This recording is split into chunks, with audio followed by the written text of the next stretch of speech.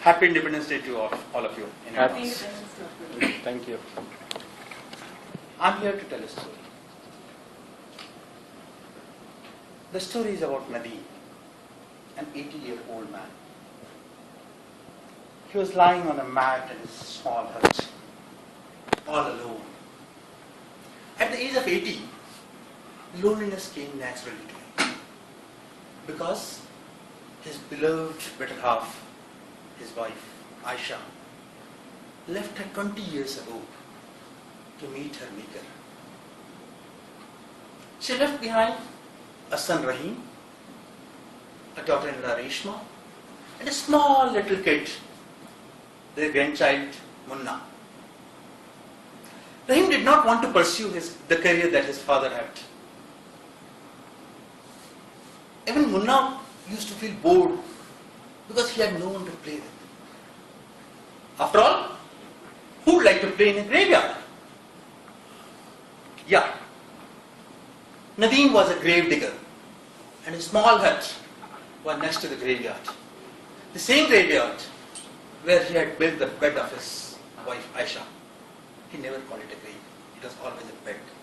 And he used to love sitting by her bedside. So on the eve of the day when Rahim was about to move on, he spent almost whole of the evening next to the bed. And he said, Rahim wants to go out. I think to a certain extent he is justified. Because he has to take care of his family. And even Munna needs friends and a career. So I think we should let him go. Then he paused. There was no vocal response, but he paused nevertheless. And then he started. But Rahim has promised me that he'll come here every week. And I promise you that I'll bring Munna to you every week. And there was a silence. Little did Nadeem know the silence is going to be a long one. Because the bus ferrying Rahim and his family met an accident. And there was a long silence between the kid and the grandfather. Gradually the silence waved off and the bonhomie between the old man and the kid started. They started playing. Munna used to run and Nadeem used to go and chase and catch him. Slowly, Munna started running faster and faster. And Nadeem was unable to catch. He would run and then he would fall behind. And then he would say, I'm an old man now. Please don't run so fast. But Munna, he would run even faster. He ran to the hand pump and fetch a glass of water for his Baba. That glass of water used to taste like nectar.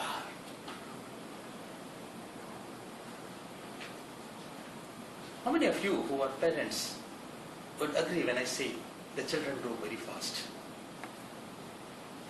So did Munna. He grew up very fast.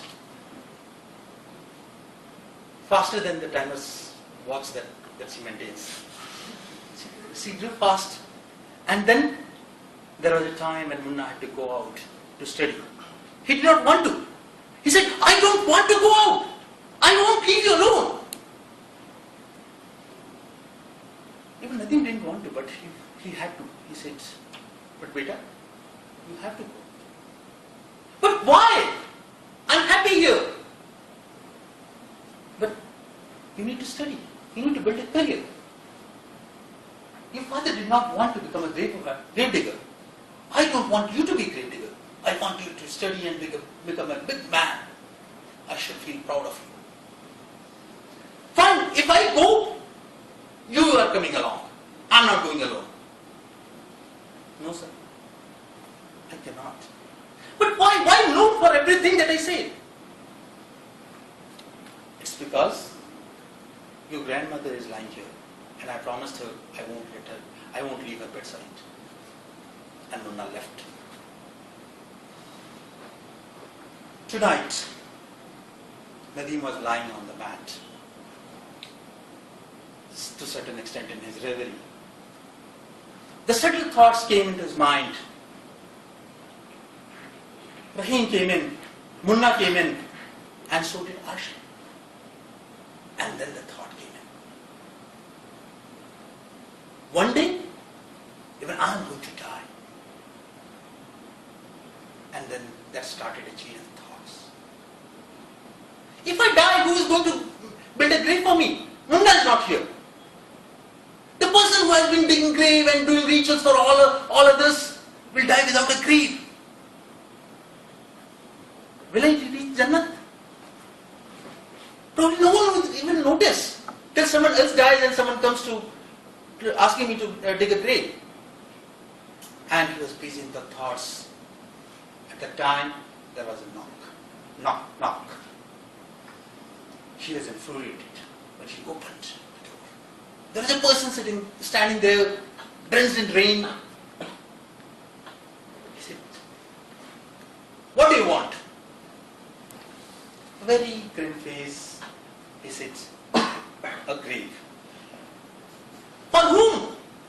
At this time? A person is going to die.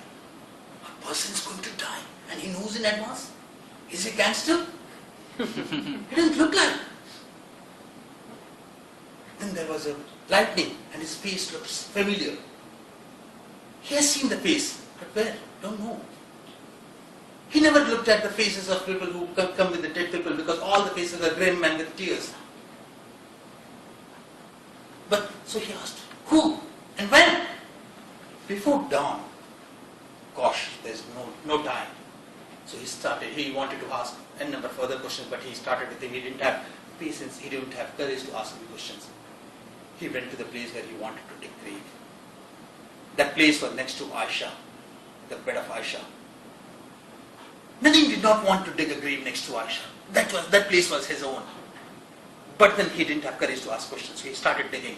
And while digging, he started thinking, who's this person? I've seen him somewhere. Where I don't know, but then I've seen. The more the thought came, the faster his hands started. And then he had dug it till his waist. He was standing in the grave. He looked up. The person was not there. And then it flashed. 6 months ago, police had brought an unclean body. There's no one to do his rituals. Nadeem had done the rituals for that person. He had dug the grave. He did all the last rites. That was the face. Nadeem understood. He looked at the sky. It was almost dawn. He picked up his spade, his shovel. He kept it in the grave. And he stood there smiling. Thank you.